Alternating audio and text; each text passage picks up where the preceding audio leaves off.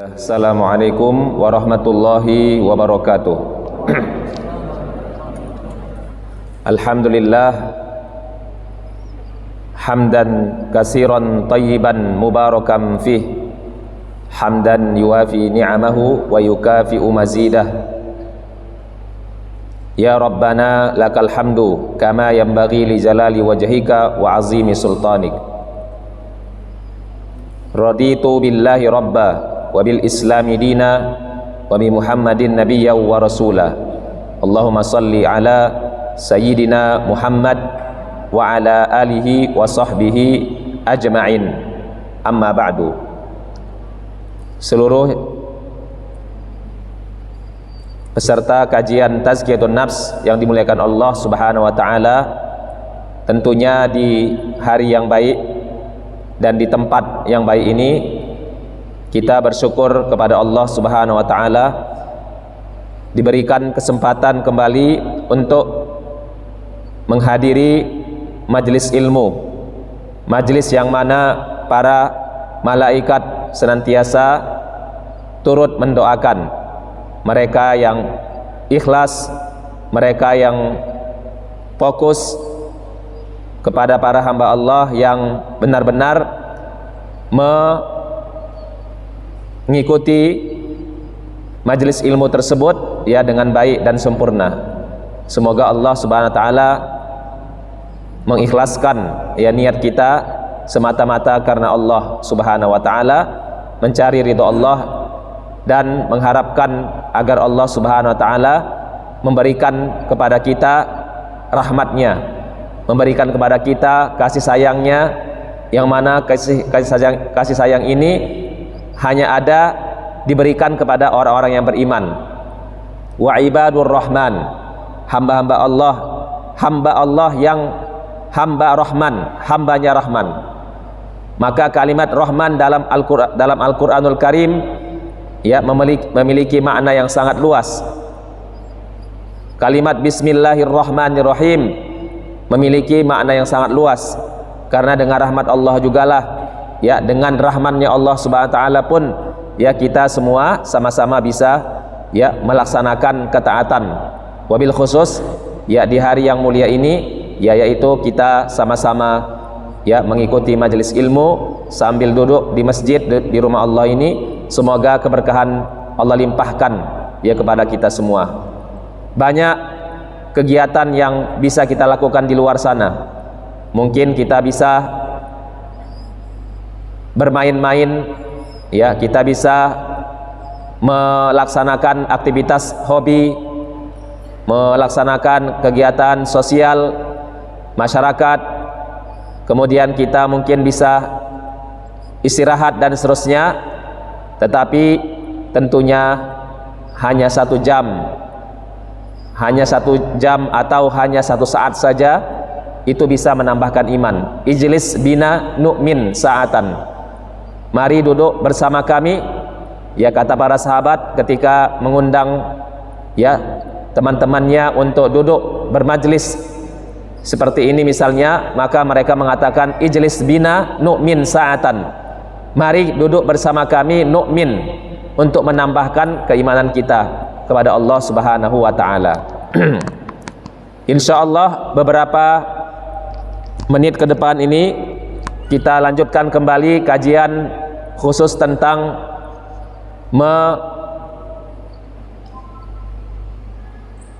mempelajari ya dan mendalami sosoknya Nabi Muhammad ya Rasulullah sallallahu alaihi wasallam. Laqad kana fi Rasulillahi uswatun hasanah. Sesungguhnya dalam diri Nabi Muhammad itu banyak uswah, banyak sekali perilaku-perilaku yang dapat kita contoh. Uswatun hasanah. Uswatun hasanah artinya adalah perilaku yang membawa dampak positif untuk kita semua. Dari sisi manapun kita lihat, dari sudut pandang apapun ya, dari sudut pandang yang manapun kita memandang Nabi Muhammad tentang dirinya, maka itu semua menjadi keberkahan untuk kita.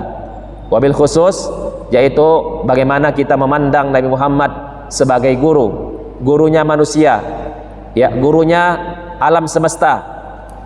Karena Rasulullah itu diutus rahmatan lil alamin.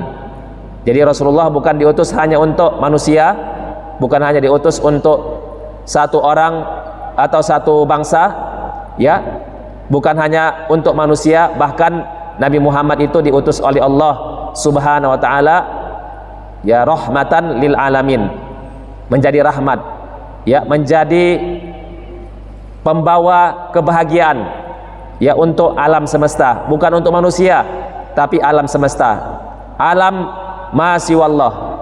Alam itu artinya apa? Segala sesuatu selain Allah disebut alam, termasuk diantaranya manusia alam, jin alam, ya, kemudian apalagi setan alam, malaikat alam, surga alam, bumi alam, matahari alam, ya, kemudian apalagi, ya, neraka alam, semuanya selain Allah itu alam. Al-alamu ma siwallah. Alam itu adalah segala sesuatu, ya, yang selain Allah disebut alam. Alam ini semuanya tidak kekal. Wa yabqa wajhu rabbika dzul jalali wal ikram. Yang kekal, yang tidak ada awalnya dan tidak ada akhirnya adalah, ya, Allah Subhanahu wa taala. Tetapi yang selain Allah, alam ini, ya, alam yang tadi yang isinya ada manusia, ada jin, ada malaikat, ya, ada syaitan, ya, ada iblis, ada surga, ada neraka, ada alam kubur, ya, itu semuanya adalah alam. Itu adalah selain Allah SWT, itu semuanya adalah fana. Wa kullu walahul jawaril munsya'atu fil bahri kal a'lam. Wa kullu man 'alaiha fan. Wa kullu man 'alaiha fan. Semua yang di atas bumi ini, ya, semuanya adalah fana. Ya, semua yang ada hidup di bumi, yang di alam semesta ini, itu semuanya adalah fana. Apa arti fana? Fana itu artinya akan binasa. Itulah perbedaan antara, ya, al-khaliq yang diciptakan dengan yang menciptakan. Para jamaah dirahmati Allah Subhanahu wa taala, maka kehadiran Nabi Muhammad sallallahu alaihi wasallam adalah menjadi penerang, menjadi rahmat, ya, menjadi kebahagiaan, ya, menjadi cahaya, ya, yang menerangi kehidupan alam semesta ini. Apakah itu manusia, ya, terutama manusia pastinya, ya, membutuhkan Rasulullah sallallahu alaihi wasallam. Diutusnya Rasul itu adalah untuk membimbing kita. Ya, setiap umat itu ada rasulnya, dan setiap rasul ada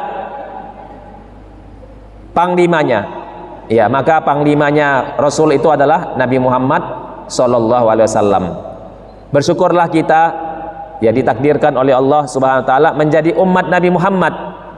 Sebagaimana yang kita ketahui bahwa umat Nabi Muhammad ini memiliki khosois, ya, memiliki keistimewaan, ya, dibandingkan dengan umat yang lainnya. Ya, diantaranya keistimewaannya yang kita rasakan hari ini adalah kita sudah mendapatkan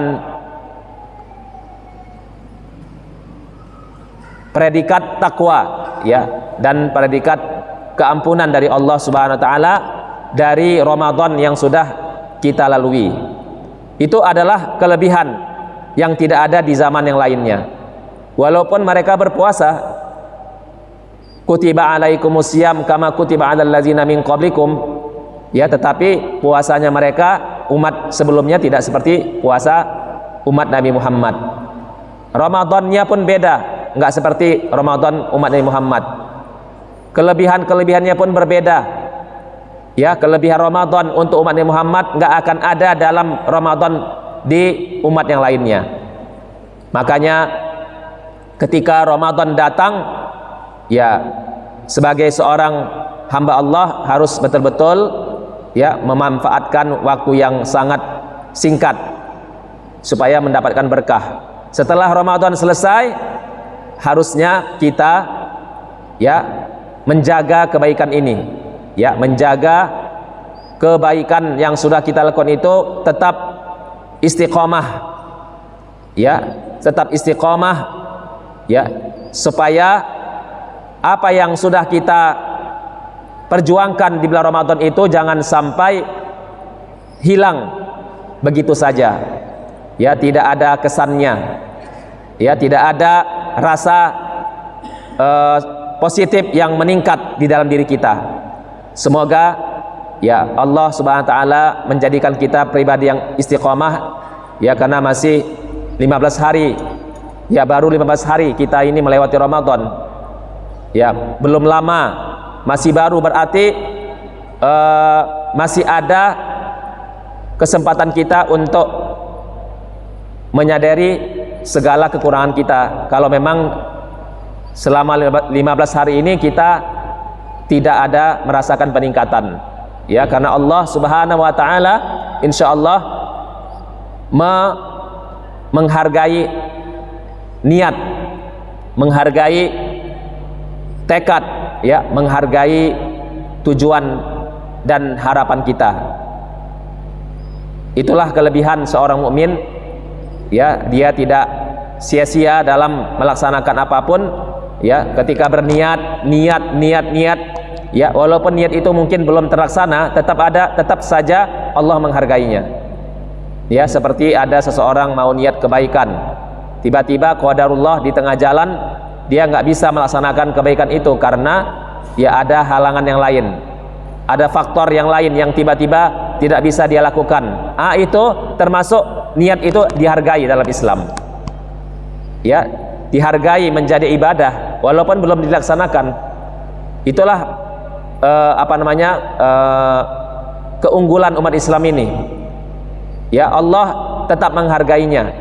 Ketika ada seseorang berbuat baik, rencana, masih niat, tiba-tiba di tengah jalan belum sempurna, tiba-tiba di tengah jalan belum bisa dilaksanakan, ada faktor yang membuat dia terhalangi. Niat itu aja udah dihargai Allah, dihargai dalam agama, menjadi ibadah, menjadi simpanan di akhirat, apalagi pada saat dia sudah melaksanakannya secara baik dan sempurna. Tetapi kebalikannya, seseorang mau berbuat jahat, mau berbuat dosa, terus nggak jadi, terhalangi, ya mungkin faktornya karena dia sadar, karena dia taubat, atau karena memang ada orang yang menghalanginya tidak jadi berbuat dosa dia, maka niat mau berbuat dosa itu nggak dijadikan catatan hitam oleh Allah Subhanahu wa taala.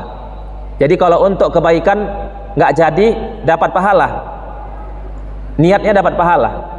Tetapi niat seseorang berbuat jahat, berbuat dosa, berbuat maksiat, nggak jadi, ya nggak sampai melaksanakannya, itu nggak ada dosanya. Ya itulah kelebihannya, ya umat Islam ini. Ya Allah itu sangat sangat memberikan kasih sayangnya yang luar biasa, ya kepada kita.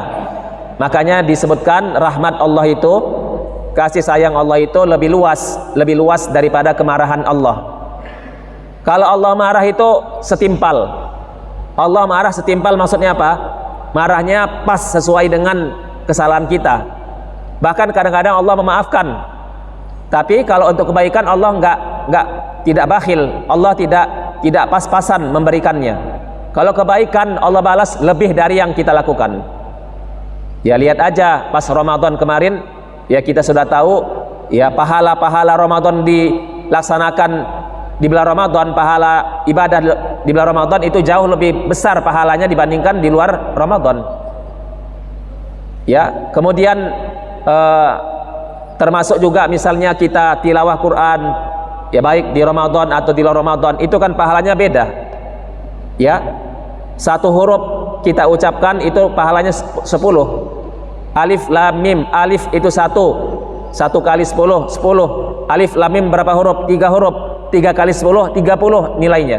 Coba bayangkan kalau seandainya setiap hari kita baca Al-Quran, ya surat Al-Fatihah udah kita baca, Al-Ikhlas kita baca, Al-Falaq kita baca, An-Nas kita baca, Bahkan kita baca lagi surat yang lainnya, Al-Baqarah, Ali Imran. Kita terus baca sampai akhirnya kita ketemu surat An-Nas, khatam Quran. Coba hitung berapa huruf dalam Al-Quran, hitung. Ya, kalau nggak tahu hitungannya, insya Allah sudah ada yang menghitungnya dan sudah bisa dilihat. Ya, sudah bisa dilihat. Ya, ada ya di Google sudah ada berapa jumlah huruf dalam Al-Quran. Kalikan 10, itu minimal 10. Ya, 10 Allah balas, minimal 10. Ya, nah itu kalau kita baca misalnya baru 1 kali. Kalau seandainya dia baca berkali-kali, ya dia baca tiap hari, dia baca tiap pekan, tiap bulan, bahkan dihitung dengan umurnya, berapa udah pahala yang Allah siapkan untuk dia di akhirat. Nah itulah kelebihan yang Allah berikan kepada umat Nabi Muhammad SAW ini. Makanya pantaslah kita ya selalu mempelajari sirah nabawiyah ini, ya kehidupan Nabi Muhammad ini, kehidupan Nabi Muhammad, kehidupan para sahabatnya, supaya apa? Supaya melunakkan hati kita. Ya, siapa yang enggak belajar sirah nabawi dan sirah para sahabat Nabi atau tabi'in, itu enggak akan bisa berperilaku akhlak yang baik. Mau dipaksakan pun nggak bisa. Kenapa? Karena perilaku yang baik itu hanya ada sempurna pada diri Nabi Muhammad, sehingga kita berusaha untuk mencontohnya sesuai dengan kemampuan kita. Nah, maka diantara yang paling penting perilaku yang harus kita contoh adalah pada saat Nabi Muhammad menjadi guru dalam kehidupan, ya, bukan guru hanya untuk 1 jam 2 jam, tapi guru dalam kehidupan. Bismillah, diantara yang bisa kita simak di dalam kesempatan ini, sambungan dari pertemuan-pertemuan yang sudah kita adakan sebelumnya, ya, yang sudah kita laksanakan kajian sebelumnya, ya, karena memang yang berhubungan dengan Rasul sebagai guru ini, ya, tidak bisa 1 kali pertemuan, ya, kita butuh banyak supaya kita bisa detilkan dan bisa kita sama-sama pelajari dan berusaha untuk ya mengamalkannya dalam kehidupan kita sehari-hari. Ya, yang berhubungan dengan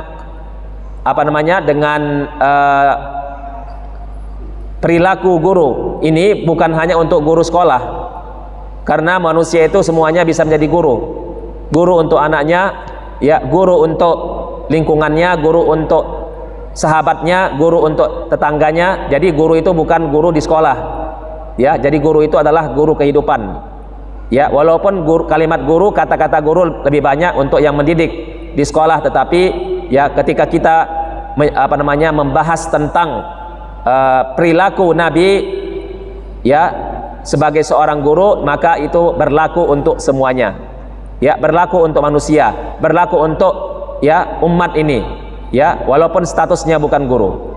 Bismillah, yang pertama adalah, atau yang selanjutnya adalah, di sini kita bisa lihat bahwasanya Nabi Muhammad itu selalu dalam metode ya mengajarnya dan memberikan ilmu kepada sahabatnya menunjukkan benda, ya, secara visual. Ya, jadi benda ini tidak harus benda yang dilarang, ya, bisa jadi bendanya benda yang dibolehkan, tapi ini hanya contoh. Jadi dalam mengajar itu nggak bisa hanya membaca buku, teksnya saja dibaca tanpa ada project. Ya, makanya project itu sebenarnya penting. Kalau misalnya dalam belajar formal, seharusnya project itu tidak cukup, tidak sempurna. Kalau project itu 1 kali setahun, harusnya banyak. Ya, kapan dilaksanakan? Tidak harus juga dilaksanakan dalam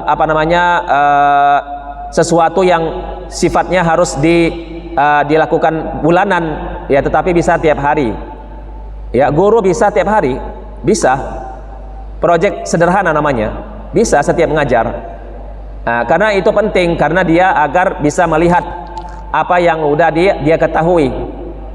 Karena tidak semua ilmu itu bisa dibaca saja dan dirasakan dalam benak pikirannya, tetapi harus ada bukti, harus ada visual dan konkretnya. Ya, ini bisa kita lihat dalam hadis Nabi riwayat Ibnu Majah. Rasulullah bersabda dari Ali bin Abi Thalib ya radhiyallahu anhu, ya, akhaza Rasulullah sallallahu alaihi wasallam hariran. Rasulullah sallallahu alaihi wasallam mengambil harir. Apa arti harir? Yaitu sutra. Bisimalihi, di mana? Di tangan kirinya. Wa zahaban biyaminihi, dan Rasulullah mengambil emas di tangan kanannya, ditunjukkan kepada sahabat Nabi. Jadi ada visual. Jadi kalau misalnya mengajar nggak ada visualnya, itu kurang sempurna.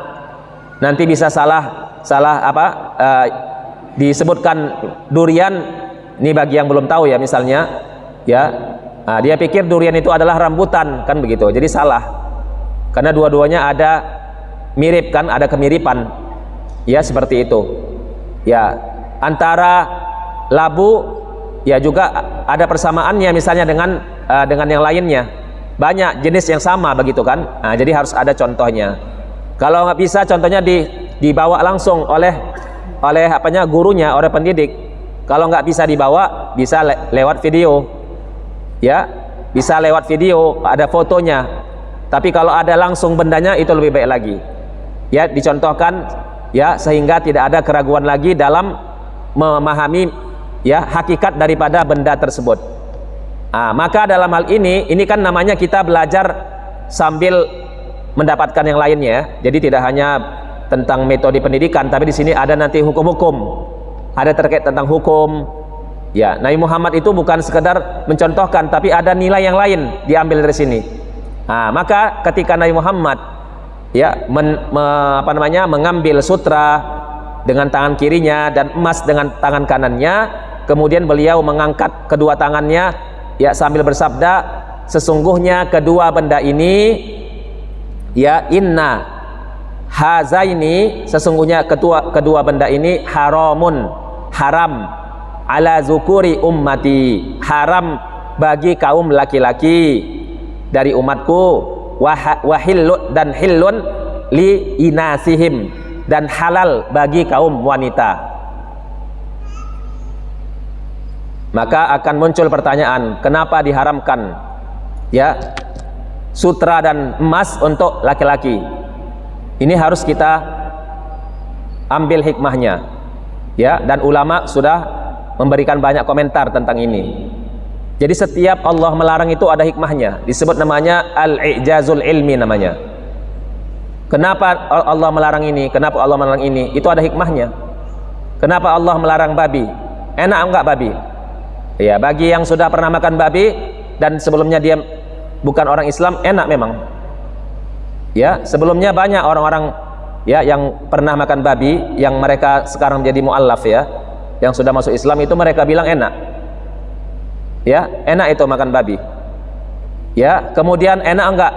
Ya, minum yang memabukkan, enak. Ya, kayak di surga katanya kan. Tapi semuanya itu ada ininya gitu, ada hikmahnya. Ya, makanya Islam itu memiliki tujuan, maqasid ya, ada tujuannya kenapa diharamkan. Ya, ada kenapa misalnya kita dilarang misalnya mencuri, itu semua ada. Ya, dilarang mencuri, dilarang misalnya minum yang memabukkan, ya, kemudian dilarang berzina, ya, kemudian apalagi dilarang menikah, ya, di luar, dilarang misalnya hidup satu rumah tanpa nikah misalnya. Ya, itu semua sudah ada penjelasannya. Ya, khusus untuk yang kita bahas ini, ya, antara emas dengan sutra, ya, itu dua-duanya khusus untuk perempuan. Ya, adapun sutra, ya adapun sutra itu, ya sutra itu kenapa kok dilarang untuk laki-laki? Karena apabila laki-laki pakai sutra, ya maka mereka itu kayak bencong jadinya. Allah Subhanahu wa taala sudah ciptakan laki-laki itu memiliki ar-rujulah namanya, memiliki sifat apa namanya satria dan kelaki-lakian. Ya, yang namanya satria itu bukan perempuan. Kalau ada perempuan satria itu sudah mengambil mengambil sifatnya laki-laki. Ya, laki-laki itu satria. Laki-laki itu dia adalah sebagai seorang pemimpin.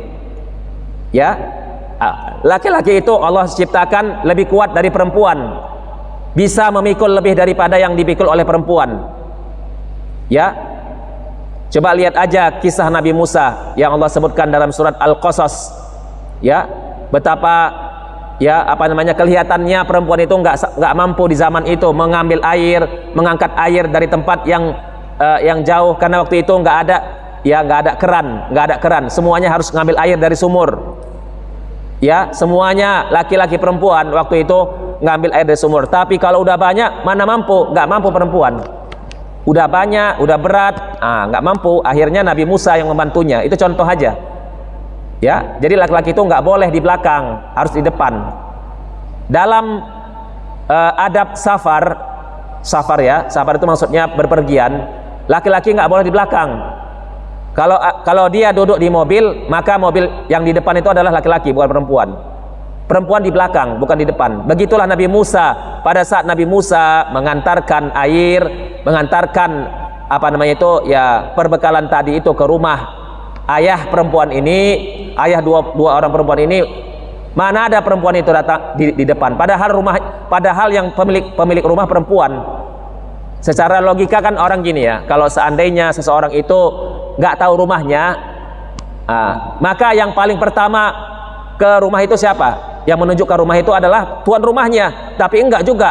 Dalam kisah Nabi Musa bukan di belakang perempuan, Nabi Musa yang di depan. Walaupun dia nggak tahu rumahnya, tapi mereka bilang dari belakang, rumah kami di sana, belok kiri, belok kanan, ke depan, dan seterusnya. Begitu. Makanya perempuan laki-laki itu menjadi pemimpin memang. Ya, kalau seandainya kebalikannya itu salah, dalam kudratnya nggak boleh. Ya, termasuk juga mencari nafkah. Perempuan itu kalau mencari nafkah, ya kalau mencari rezeki itu hanya tambahan untuk dia. Seharusnya bukan untuk bukan untuk penghasilan utama. Ya, bagi dua katanya, itu salah dalam Islam. Dalam Islam ya, bukan dalam logika kita. Ya, dalam Islam itu nggak ada perempuan itu disuruh bekerja. Pada hakikatnya, ya Islam itu ya memberikan kesempatan kepada laki-laki untuk mencari nafkah, bukan perempuan. Perempuan itu di rumah. Waqarna fi buyutikunna. Walaupun dalam memahami ayat ini bukan artinya perempuan itu harus di rumah terus-menerus. Itu salah juga. Ya, itu salah dalam memahami makna ayat ini. Yang benar adalah perempuan tetap di rumah, tapi kalau ada kebutuhan yang lain seperti menuntut ilmu, seperti misalnya mengikuti kajian, seperti belanja, seperti bermasyarakat, bertetangga, mungkin ada juga di antara perempuan yang bekerja. Nggak apa-apa perempuan bekerja, bukan dilarang, tapi jangan salah, ya jangan salah paham, jangan sampai nanti yang bekerja perempuan sementara suaminya atau si ayah mengurus anak, itu salah, itu nggak benar, itu bukan sesuai dengan sesuai dengan panduan Islam. Ya seperti itu. Terus tugas mendidik anak, tugas siapa rupanya? Tugas mendidik anak, tugas berdua, cuman berbeda, ya berbeda porsinya. Ya berbeda porsinya. Yang si ayah ya dia mencari nafkah tapi tetap mendidik, sementara si ibu mendidik juga, walaupun mungkin ada si ibu yang tetap bekerja, tapi tetap porsi si ibu lebih banyak daripada seorang ayah. Ya, seperti itu. Lihat saja dalam sejarah, ya siapa yang mendidik? Ya Rasulullah SAW. Ya pasti ibunya kan? Ya setelah ibunya wafat, siapa yang mendidiknya?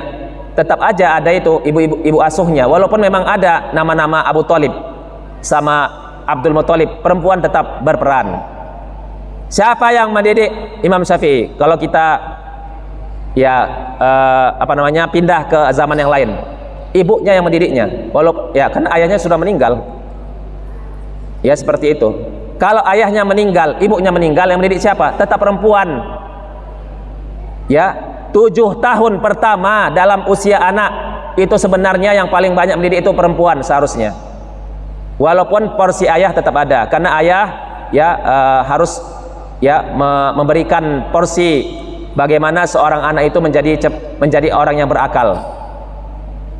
Kalau ibu, ya, dalam ilmu psikologi Islam itu memang disebutkan ibu lebih kepada baliknya. Walaupun saya sampai hari ini belum mendapatkan, belum menemukan dalil ini dalam Al-Quran, dalam hadis, dalam sirah Nabawi, nggak ada. Akhirnya saya menyimpulkan begini. Dua-duanya berperan harusnya. Ya, dua-dua harusnya berperan, tetapi ya dalam usia 7 tahun pertama itu memang ibu lah harusnya yang mendidik anak. Ya, bukan ayah, kebalikannya. Makanya kalau ada suami menyuruh istrinya bekerja, tengok dulu. Kalau suaminya sudah cukup, harusnya nggak perlu bekerja, sudah cukup ya. Tetapi kalau memang pada saat itu takdirnya suaminya belum cukup, ya tidak haram hukumnya, ya tidak haram, tetapi ya dibolehkan seorang perempuan bekerja, ya seperti itu. Jadi dari sini kita ambil kesimpulan bahwa laki-laki itu ya memang Allah ciptakan menjadi pemimpin, ya lebih kuat fisiknya, ya kemudian lebih tahan fisiknya, ya kemudian apalagi laki-laki itu dia adalah yang di baris terdepan dalam apapun, ya. Maka ketika seorang laki-laki memakai harir, ya memakai sutra, itu akan merubah dirinya menjadi sifat perempuannya akan muncul, akan menjadi seorang yang berkurang rujulahnya, berkurang kelaki-lakiannya itu. Begitu, berkurang kelaki-lakiannya karena dia memakai yang dipakai perempuan. Karena yang namanya harir sutra itu kan termasuk yang paling baik. Dia adalah pakaian terbaik untuk wanita, harir.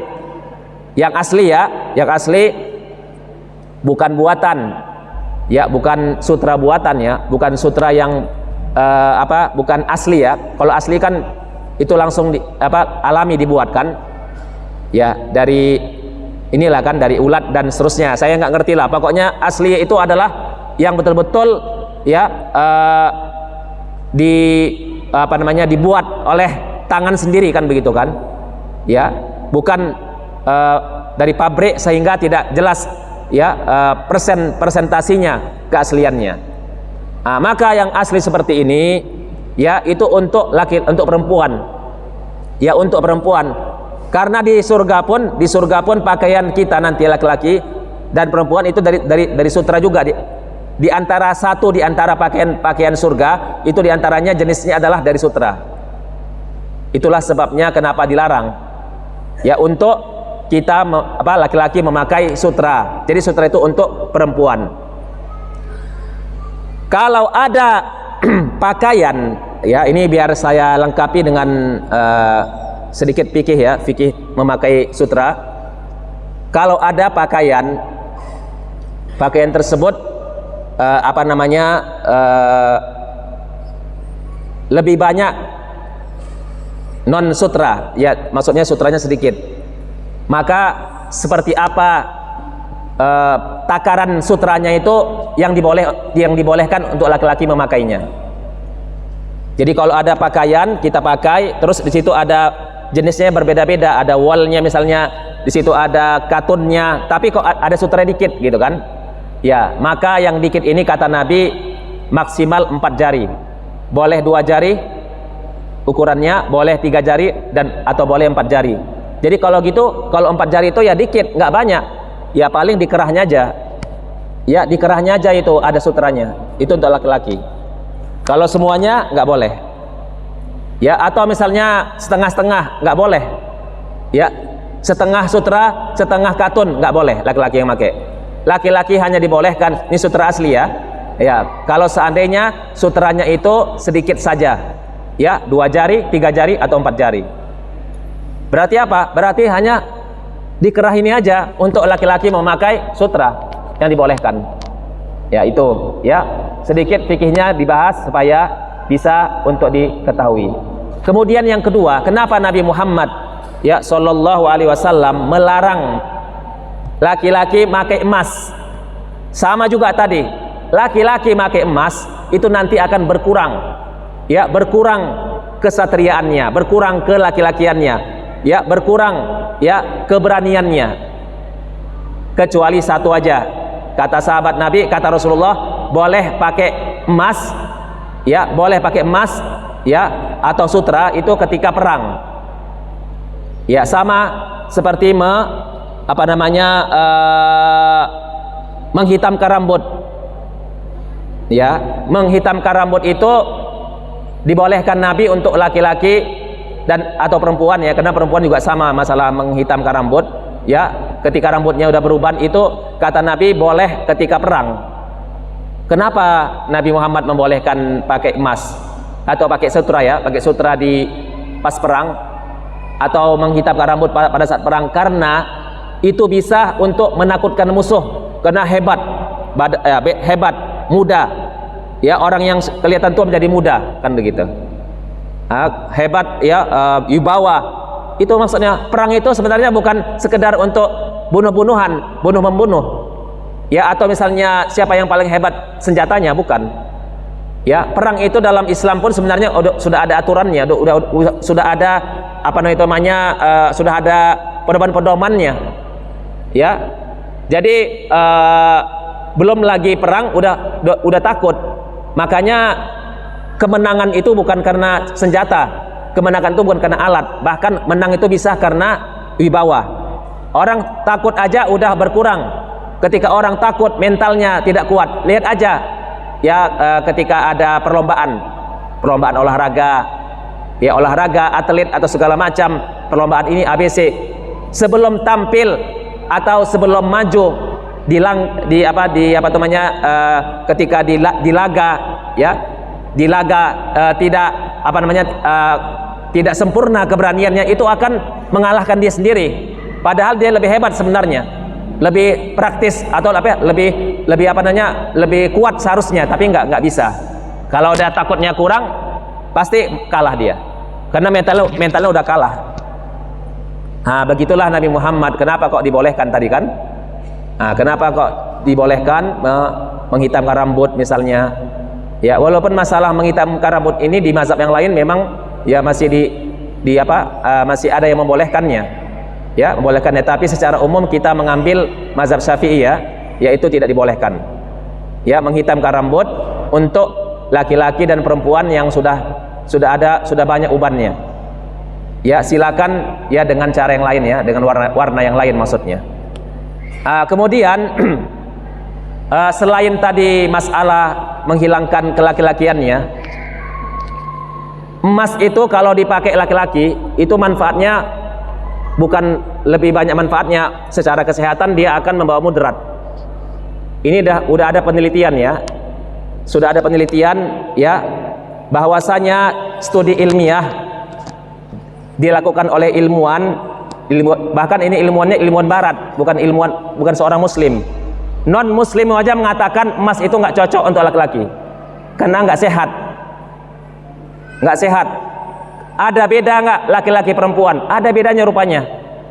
Ya, karena telah dibuktikan efeknya berbahaya pada sel darah merah pria.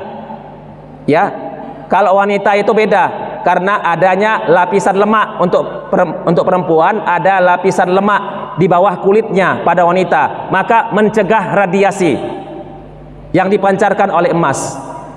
Jadi kalau seandainya emas itu dipakai oleh laki-laki, itu bisa menghilangkan ingatannya.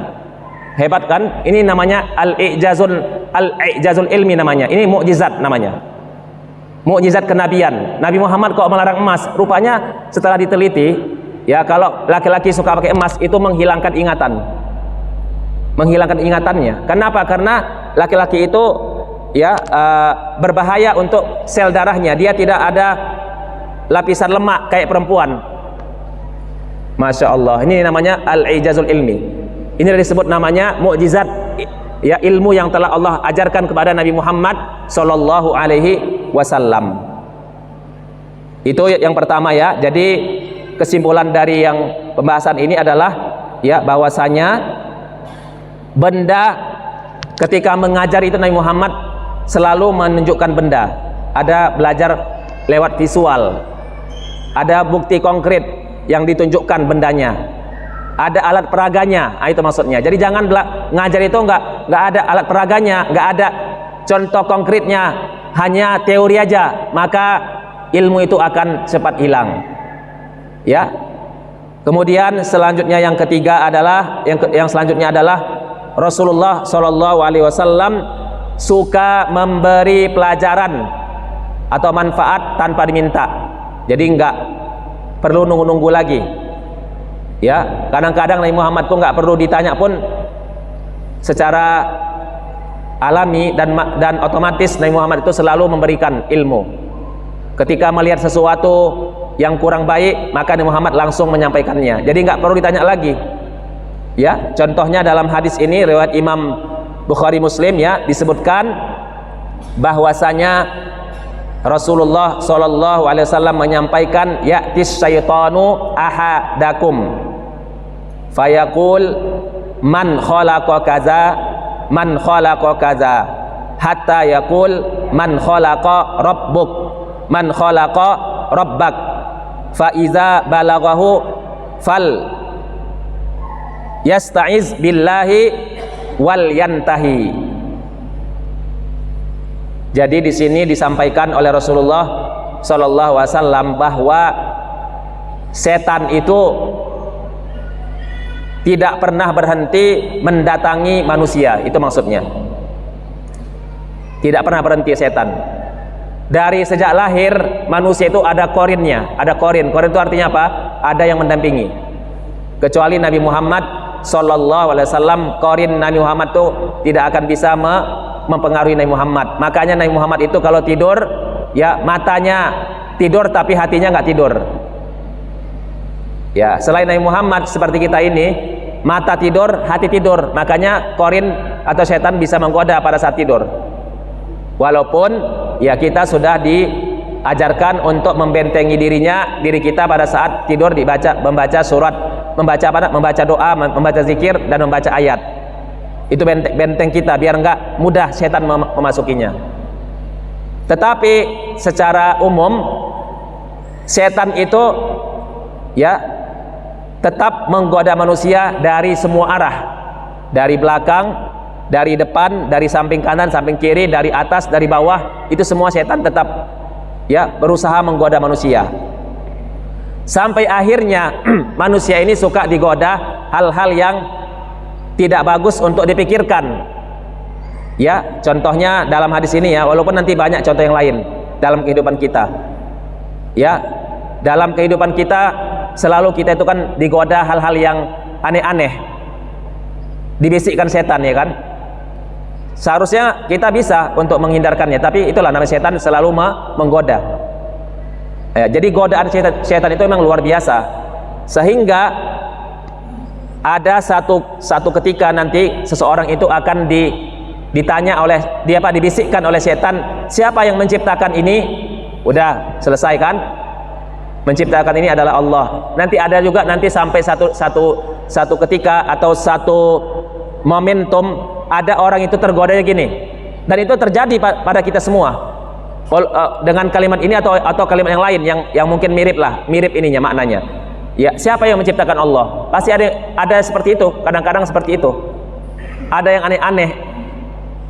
Ya, yang merusak akidah kita itu ada, yaitu setan. Ya, siapa yang menciptakan ini? Ya, siapa yang menciptakan itu? Siapa yang menciptakan Allah? Kemudian apalagi macam-macam lah. Ya, macam-macam itu terjadi dalam diri kita, terlintas dalam diri kita. Setiap manusia pasti ada sesuatu yang ganjil terlintas dalam dirinya. Masing-masing kita berbeda lintasannya. Ya, ada yang lintasannya seperti ini tadi ya. Siapa yang menciptakanmu?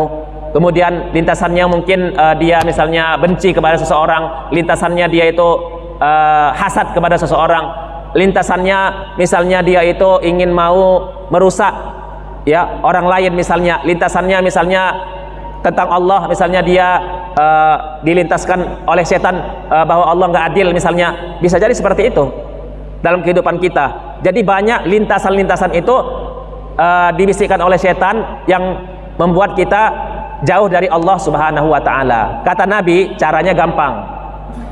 Insya Allah ya, walaupun ini ya hanya usaha kita, walaupun dikembalikan kepada diri kita. Kalau udah terjadi seperti itu, kata Nabi cepat.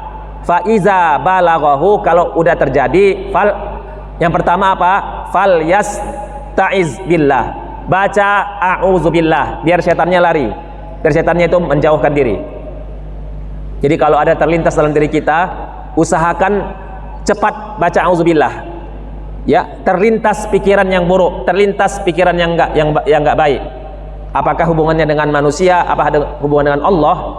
Pikiran yang enggak baik itu, maka langsung ucapkan apa? A'udzubillah. Fal yasta'iz billah. Ucapkanlah a'udzubillah. Terus apalagi? Wal yantahi, hendaklah cepat berhenti. Bagaimana cara memberhentikannya? Mungkin banyak cara. Kita bisa untuk berpaling dari tempat itu, ya, mengalihkan diri dari tempat itu ke tempat yang lain biar ketemu suasana yang lain. Kita misalnya bicara dengan orang lain biar hilang dia. Kita misalnya pindah tempat, kita misalnya memfokuskan ke tema-tema yang lain biar dia lupa, kan gitu kan. Seperti itu. Tapi kalau misalnya ada orang terlintas terus seperti ini, itu bahaya, itu musibah. Itu adalah merupakan penyakit untuknya dan harus cepat diobati. Ya, berarti ada sesuatu yang harus diperbaikinya. Ada sesuatu yang belum sempurna, yang belum dia taubatkan. Jadi ada dosanya, yang dosanya itu belum sempurna taubatnya sehingga masih lengket dalam dirinya. Maka muncullah lintasan itu yang enggak berhenti. Akhirnya apa? Akhirnya dia musyrik, menjadi seorang yang syirik ya kepada Allah Subhanahu wa taala. Apa yang disampaikan Nabi ini pernah disampaikan oleh guru saya. Ini kisah nyata. Ya, guru saya itu sebelum wafatnya itu sakitnya parah, luar biasa. Ya. Terus waktu itu saya datang dengan teman saya kunjungan ke rumahnya, dan ini udah sehat. Dia sampaikan bahwa apa yang di hadis Nabi ini itu terjadi untuk dirinya.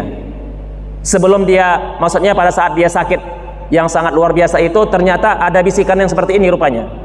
Siapa Tuhanmu? Kemudian katakan aku Tuhanmu, itu ada rupanya. Ibarat kayak seperti orang yang mau meninggal, itu kan tetap ada itu. Ya, kalau meninggalkan perjuangannya luar biasa.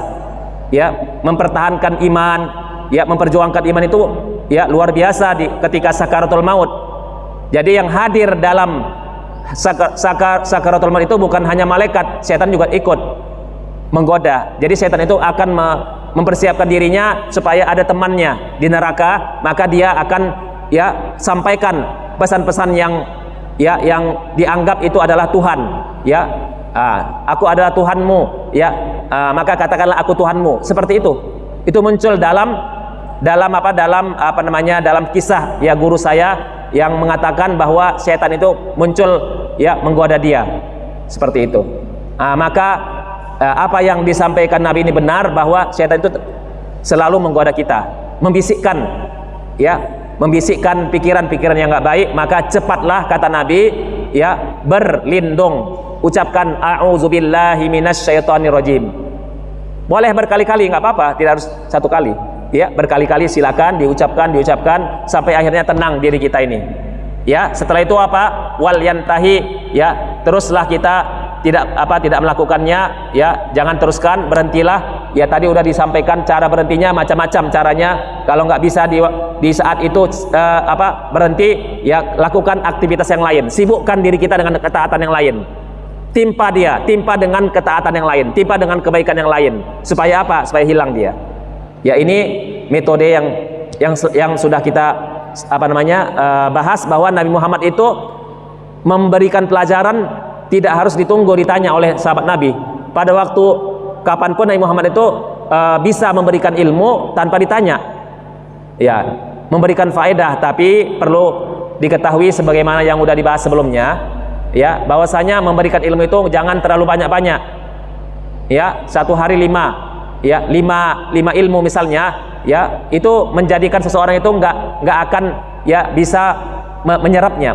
Nabi Muhammad itu selalu melihat waktu yang cocok, ya. Jadi kalau ikut metode Nabi, waktu yang cocok itu harus dilihat, ya, waktu pagi bagus belajar, ya, kemudian waktu duha, ya, bagus belajar, ya. Nah, makanya kalau ada belajar ba'da zuhur sampai asar dan tidak ada istirahat sebelumnya, itu, ya, lumayan berat untuk anak-anak. Ya, itulah konsekuensi pendidikan, ya, yang ada di Indonesia misalnya, ya, karena memang ini kan pendidikan kita di Indonesia kan untuk semua agama, ya. Tapi kalau mengikuti agama Islam, ya, ba'da zuhur seharusnya tidak ada pelajaran, kecuali kalau ada mungkin istirahat sebentar, ya, begitu, ya. Wallahu alam, itu semua kan, ya, istihad, ya, itu merupakan merupakan hasil pemikiran, ya, untuk membawa anak bangsa ini lebih cerdas, ya. Tentunya bukan melihat sudut pandang dari satu orang, tapi melihat sudut pandang dari banyak orang, ya, seperti itu. Tetapi secara individu tentunya kita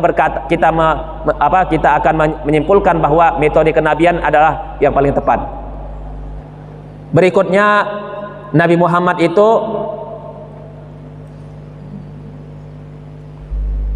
menjawab, kalau dalam pertanyaan begini, ya. Jadi karena waktunya singkat, ya, saya usahakan lebih cepat lagi untuk membahasnya. Ada beberapa macam metode pertanyaan yang dilakukan Nabi, yang diucapkan Nabi kepada sahabatnya, menggiring para sahabat Nabi itu tidak bosan, ya, tidak bosan dalam menuntut ilmunya. Di antaranya apa?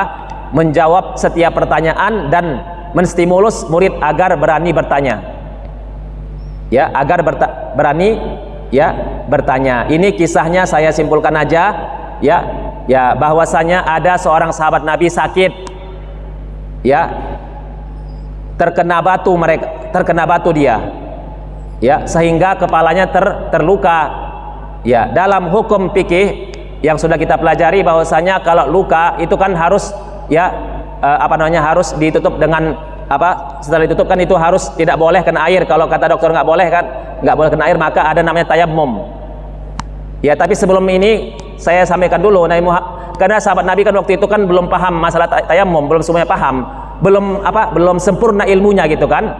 Jadi ketika itu mereka itu saling berdiskusi dengan teman-temannya, tapi nggak nanya kepada Nabi. Akhirnya apa? Akhirnya mereka itu bilang, nggak apa-apa, Anda silakan berwudu aja kayak kami. Apa yang terjadi? Yang terjadi meninggal sahabat ini, kan begitu. Jadi ada saatnya seseorang itu nggak boleh menggunakan air, karena kalau menggunakan air dia meninggal. Kan dokter udah tahu juga, bisa ya, bisa menganalisanya. Ini sahabat Nabi udah parah sakitnya, ya.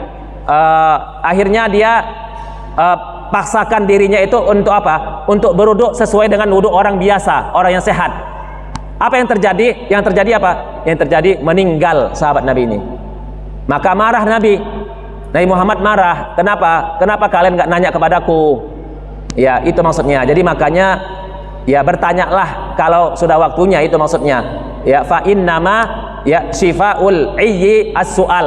Karena, ya, obat dari bodoh itu adalah bertanya. Ya, kalau nggak ada pertanyaan berarti itu orang nggak akan berilmu, nggak ada ilmunya, nggak akan bertambah ilmunya.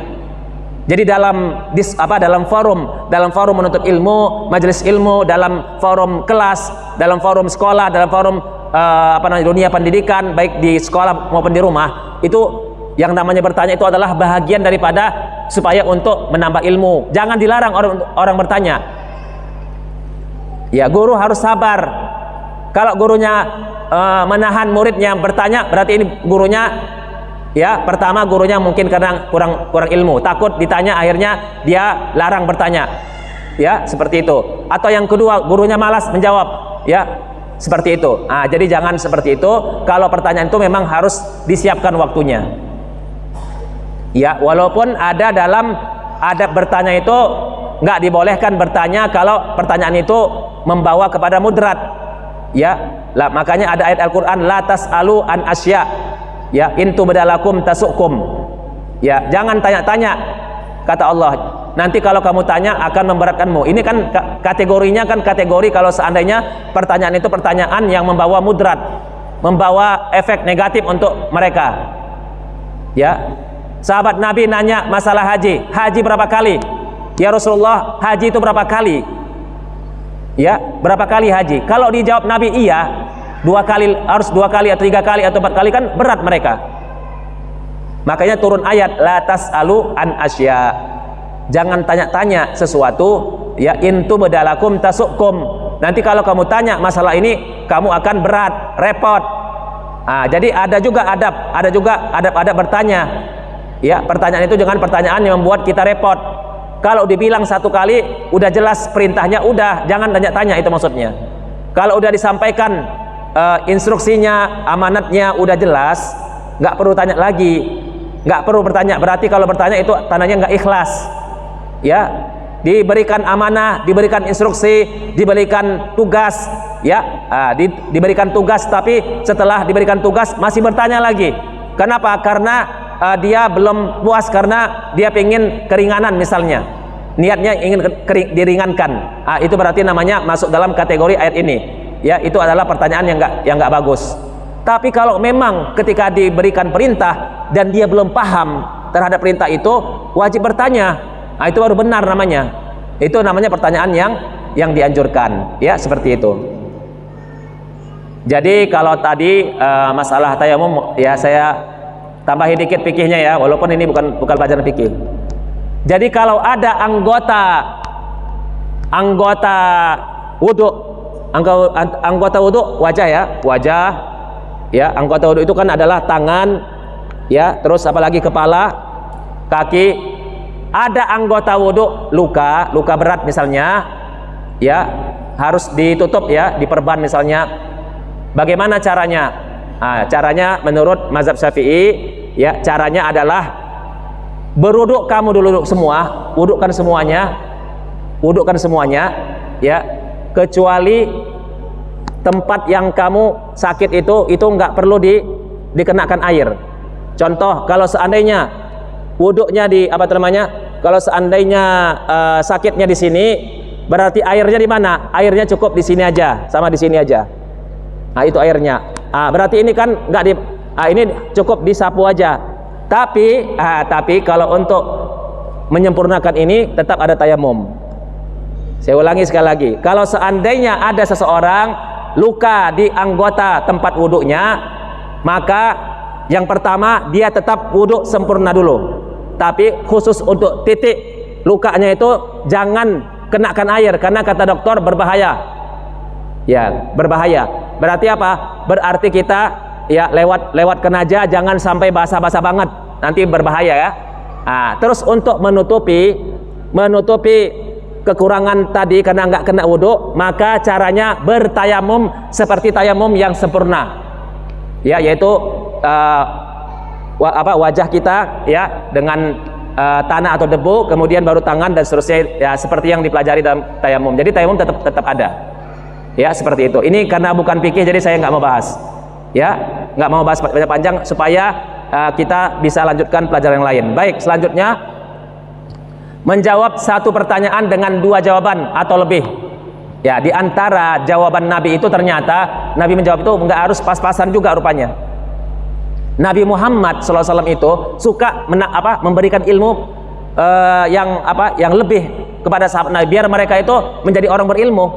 Jadi jangan pelit, maksudnya kan, jangan pas-pasan. Ditanya 1, jawabannya 1. Nah, ini enggak. Nabi Muhammad itu kalau ditanya 1, kadang-kadang jawabannya lebih dari 1 supaya dapat ilmu. Ini contohnya. Ketika sahabat Nabi, ya, mereka bertanya, kami, ya, inna narkabul bahra, ya, wa nahmilu ma'anal qalil minal ma. Kami, ya, pernah, ya, berlayar, ya, di laut, ya, kemudian kami wa nahmilu ma'anal qalil minal ma, ya, fa in tawadda'na bihi, ya, atisna.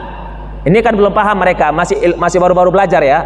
Jadi mereka itu waktu berlayar, ya mereka itu bawa air sedikit katanya. Kalau kami pakai air ini untuk wudhu, kami nggak bisa minum, karena mereka belum tahu air laut boleh untuk berwudhu, karena ilmunya masih baru kan, baru awal Islam lah ya, seperti itu. Maka ya kata Nabi, ya huwat tahuru, ya huwat tahuru ma'uhu, air laut itu suci dan mensucikan, ya jadi bisa untuk berwudhu, ya bisa untuk minum. Jadi untuk apa kalian repot-repot? Udah ada air laut, air sungai, itu pakai aja untuk wudhu. Minum ya simpan aja minumannya. Tapi di dalam hadis ini bukan airnya lagi kata Nabi, tapi ada tambahan ilmu. Sahabat Nabi nggak ada bertanya, tapi kok dijawab Nabi yang lain. Ini supaya luas ilmunya, wawasannya. Apa itu? Al-hillu maitatuhu, halal bangkainya. Apakah sahabat Nabi dalam hadis ini bertanya tentang bangkai? Nggak ada. Nggak ada kata-kata sahabat Nabi, ada nggak? Halal nggak bangkainya, bangkai yang ada di laut? Nggak ada pertanyaan itu. Tapi kok Nabi mau menambah ilmu untuk mereka? Itulah supaya mereka cepat berilmunya, bertambah ilmunya, bertambah wawasannya. Ya, jadi halal bangkainya. Ikan itu kan kita ambil, ya ikan dan semua yang hidup di laut kita ambil. Nggak pernah kita itu ngambilnya itu dalam keadaan hidup semuanya. Pernah nggak? Pernah, tapi nggak semuanya kan? Ya ada yang mati, mati di laut, bisa diambil, nggak apa-apa, halal selama masih enak rasanya, belum busuk, belum bau misalnya. Kenapa rupanya? Nggak apa-apa. Ikan baru mati di laut, ya misalnya, atau baru mati di sungai. Kenapa rupanya? Nggak apa-apa. Ya al-hillu maitatuhu, halal bangkainya. Bangkai itu apa arti bangkai? Bangkai itu maksudnya diambil nggak secara syar'i. Ya, diambil nggak secara sempurna seperti biasalah kita ambil, ya hidup-hidup dan seterusnya. Ya, seperti itu. Baik, selanjutnya yang terakhir, mengalihkan pembahasan, atau yang dua terakhir kayaknya. Ya, mengalihkan pembahasan. Nah, bagaimana maksudnya mengalihkan pembahasan? Nabi Muhammad SAW ini ya selalu kadang-kadang pada waktunya Nabi Muhammad mengalihkan pembahasan supaya apa? Supaya nggak bosan, supaya nggak jenuh. Ya, kenapa? Karena supaya bisa untuk mengalihkan pembahasan itu untuk supaya menambah ilmu juga. Contohnya apa? Contohnya pada saat, ya artinya langsung aja ya, yaitu pada saat ada seorang sahabat Nabi bertanya, matas sa'atu, kapan kiamat? Kapan kiamat? Kata sahabat Nabi. Lalu Rasulullah tidak menjawab matas sa'ah, kiamat itu terjadinya adalah ini, enggak. Jawabannya malah beda Nabi Muhammad. Jawabannya apa? Apa yang kau siapkan untuk hari kiamat? Nah itu. Jadi bukan langsung Nabi Muhammad menjawab kiamat terjadi pada saat ini misalnya tanda-tandanya dan seterusnya. Enggak. Tapi pada satu ketika Nabi Muhammad menjawab untuk yang ini supaya apa? Menambah ilmu kepada sahabat yang lain. Ma'adatta, apa yang kau siapkan untuk hari kiamat? Jawabannya bukan kiamat terjadi adalah sekian, ya pada waktu ini, enggak ada. Ya, jawabannya malah beda. Dialihkan pembahasannya. Apa yang kau siapkan untuk hari kiamat, wahai sahabatku?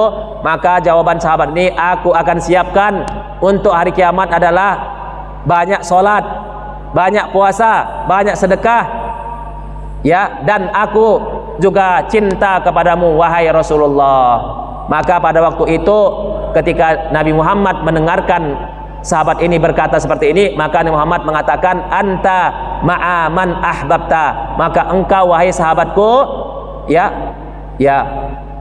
akan bersamaku di surga nanti. Jadi sebenarnya luar biasa ya, ketika Nabi Muhammad ini menanya ini, jawabannya ini malah menggembirakan sahabat Nabi, nanti engkau akan bersamaku di hari kiamat nanti, atau bersamaku di surga nanti. Ya, seperti itu. Kemudian melatih kepekaan sahabat, ya, melatih kepekaan muridnya dengan menyerahkan jawaban kepadanya. Jadi diserahkan, jangan hanya guru yang jawab. Ada pertanyaan kawannya, yang jawab guru aja, nggak pernah diberikan kesempatan kepada murid yang lain untuk menjawab. Yang jawab dia aja yang pintar, ya, nggak mau disaingi kan, begitu kan? Ya, jadi usahakan, ya, divariasikan maksudnya. Ya, ada waktunya kapan seorang guru itu menyerahkan jawabannya kepada sahabatnya atau kepada muridnya. Ya, Seperti ini misalnya contohnya ya Rasulullah Shallallahu Alaihi Wasallam, yaitu ada dua orang saling bertengkar, bermusuhan, berdebat, mendatangi menjumpai Nabi Muhammad. Mereka bertengkar, bermusuhan, ya berdebat, ingin diadili oleh Rasulullah. Ya, tapi waktu itu Nabi Muhammad nggak mau langsung mengadilinya, tapi Nabi Muhammad menyerahkan kepada sahabatnya.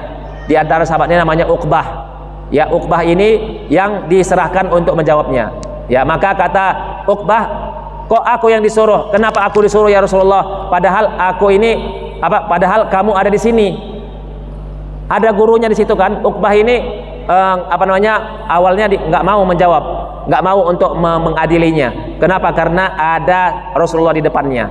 Ya, ada yang lebih berhak untuk menjawabnya, tapi Rasulullah tetap menyerahkan. Ya, karena kalau kamu menjawabnya, wahai Uqbah, maka kamu akan dapat pahala. Ya, kalau seandainya kamu benar dalam menjawabnya, kamu dapat 10 pahala.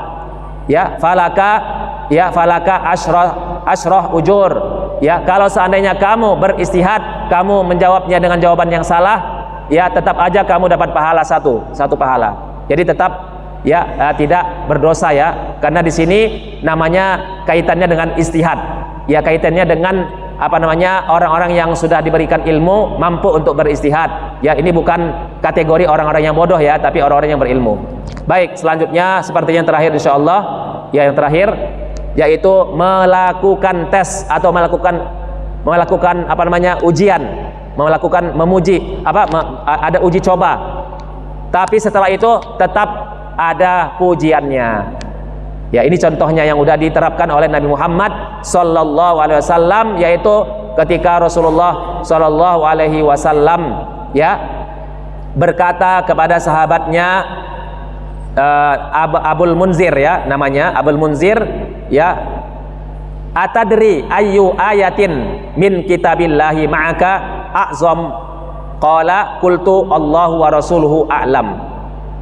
Apakah engkau tahu wahai Abul Munzir ayat yang paling besar pahalanya, besar ya besar keagungannya? Ya, kalau kita baca ya, maka sahabat ini menjawab, Allah dan Rasulnya lebih tahu ya Rasulullah. Jadi inilah kelembutan, inilah ketawaduan, ya kerendahan ya diri para sahabat Nabi, nggak langsung jawab karena mereka itu tahu ada Nabi Muhammad. Kami nggak mau langsung jawab. Jadi ini betul-betul nggak sombong mereka. Ada Nabi Muhammad, akhirnya mereka jawab, ya Allah dan Rasulnya lebih tahu ya Rasulullah. Akhirnya Nabi Muhammad ulang lagi pertanyaan ini. Ya, Nabi Muhammad nggak mau jawabannya itu. Kalau itu ya sudah nggak perlu dijawab lagi kan. Tapi Nabi Muhammad pingin sahabat Nabi ini ya ingin mengeluarkan isi hatinya. Ya, ingin mengeluarkan isi hatinya dan pikirannya. Ditanya lagi, diulang lagi, wahai Abul Munzir, atadri ayu ayatin min kitabillahi ma'aka azam? Ya, ayat yang mana yang paling besar, yang paling agung menurutmu? Maka terpaksalah dia jawab, qultu, maka dia berkata, ya namanya Ubay ya, Ubay bin Ka'ab ini kan panggilannya Abul Munzir. Ya, itu dia berkata, Allahu la ilaha illa huwal hayyul qayyum. Ya, maka dia menjawab ya dengan jawaban menurutku ayat yang paling besar ya, yang paling agung dalam kehidupan dia adalah Allahu la ilaha illa huwal hayyul qayyum. Surat apa ini? Ayat kursi. Allahu la ilaha illa huwal hayyul qayyum.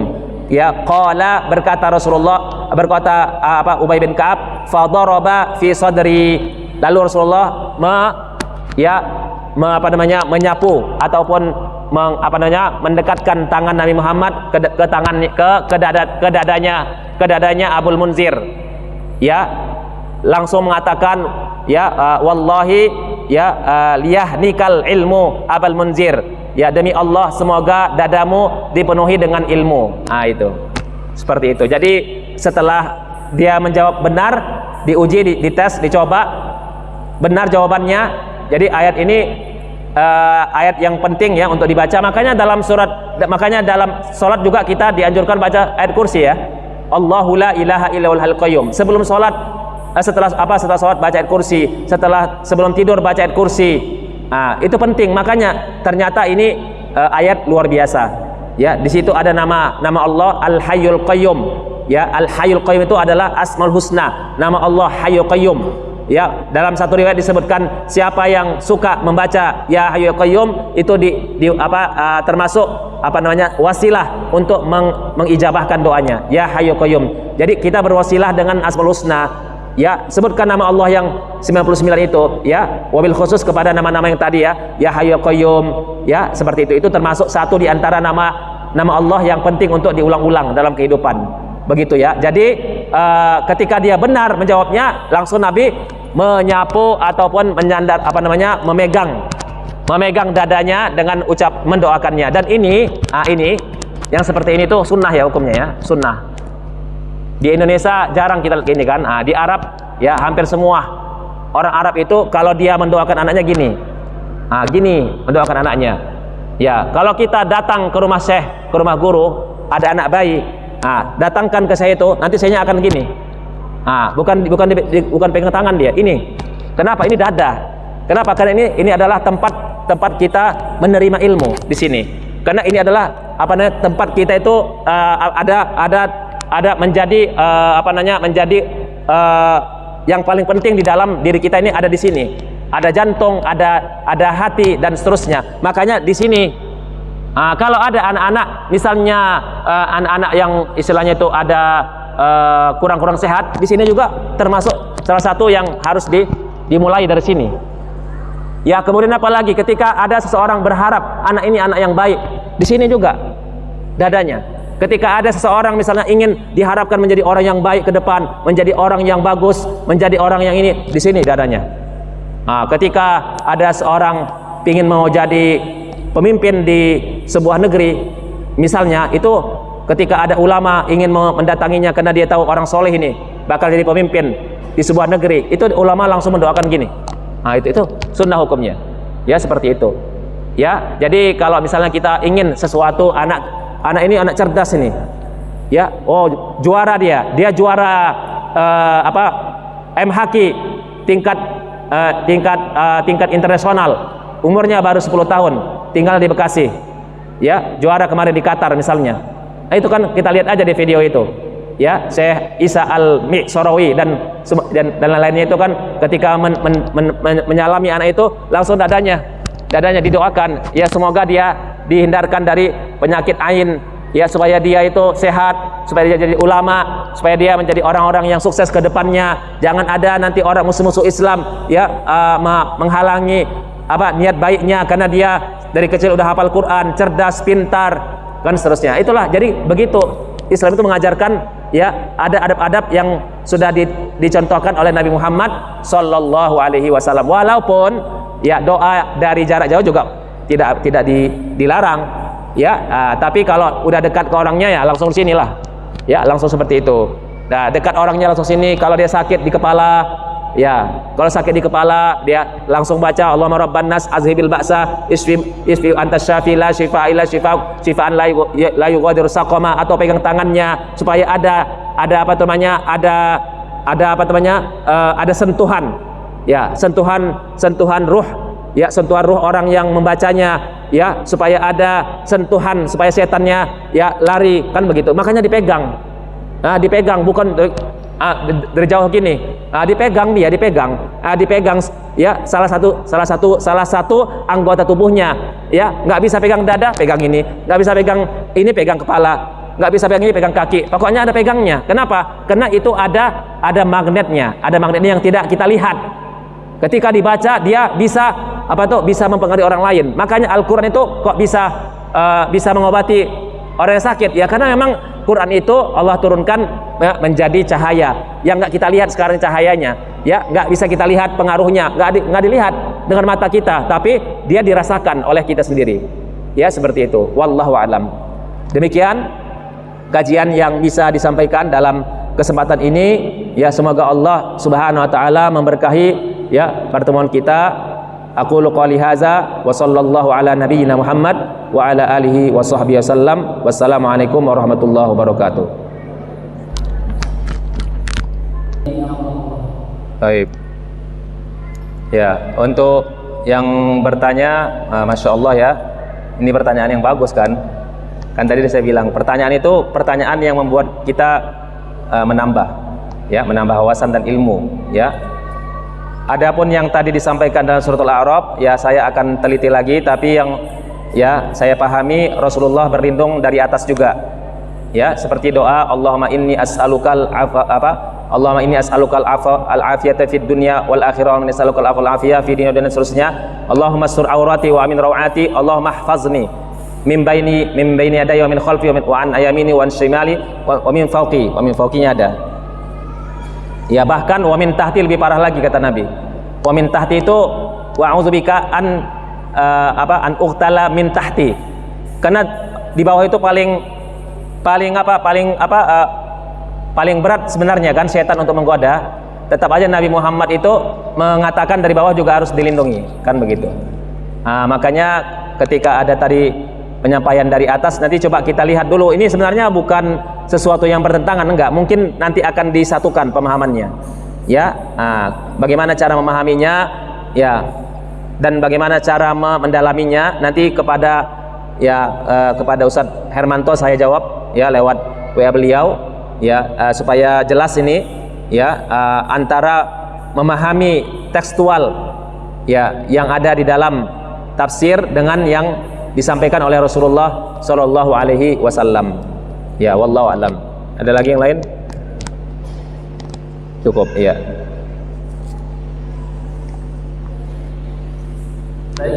Allahumma sholli ala Muhammad wa ala Muhammad. Alhamdulillah rabbil alamin, wassalatu wassalamu ala asyrafil anbiya'i wal mursalin sayyidina wa maulana Muhammad wa ala alihi washabbihi ajma'in. Allahumma qasim lana min khasyatika ma tahulu bihi bainana wa baina ma'siyatik, wa min ta'atika ma tuballighuna bihi jannatak, wa min al-yaqini ma tuhawinu bihi alaina masa'ibad dunya. Allahumma matti'na bi asma'ina wa absarina wa quwwatina ma ahyaitana waj'alhul warisa minna waj'al sa'rana 'ala man zalamana wansurna 'ala man adana wa la taj'al musibatana fi dinina wa la taj'alid dunya akbar hammina wa la mablagha ilmina wa la tusallit 'alaina man la yarhamuna. Allahumma washrah sudurana lil ilmi wal iman waftah lana futuhal arifin wa nawwir asrarana bi nuril ilmi wal irfan waj'alna min ibadikas salihin wa habbib ilainal iman wa zayyinhu fi qulubina wa karrih ilainal kufra wal fusuqa wal isyan waj'alna minar rasyidin waj'alna minar rasyidin waj'alna minar rasyidin. Rabbana taqabbal minna innaka antas samiul alim wa tub alaina innaka antat tawwabur rahim. Rabbana atina fid dunya hasanah wa fil akhirati hasanah wa qina azaban nar. Wa sallallahu ala nabiyyina Muhammadin nabiyil ummi wa ala alihi washabbihi wasallam. Subhana rabbika rabbil izzati amma yasifun wa salamun alal mursalin walhamdulillahi rabbil alamin.